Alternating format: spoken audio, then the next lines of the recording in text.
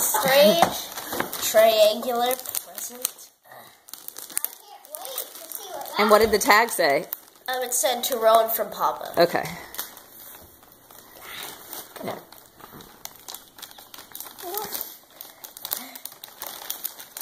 There we go. There we go. That's the ticket. Come on. Let's see what this is. What could it be? Whoa! This is cool. Just man strength. Man-child strength. Come on. Harris, what's yours? Hold on a second. It's for Mimi and Charlie. All right, well, chill out. Well, wait a minute. Wait till Rowan opens his then. God, that really is stubborn, huh?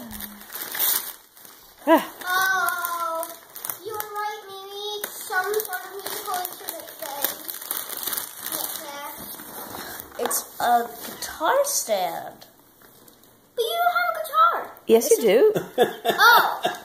Besides, I'm sure it would also work for a ukulele, too. So.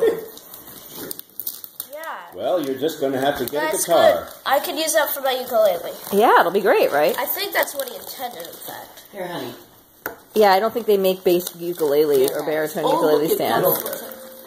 Yeah, and it's basically... No. It's really nice for my ukulele. Thank you, Papa.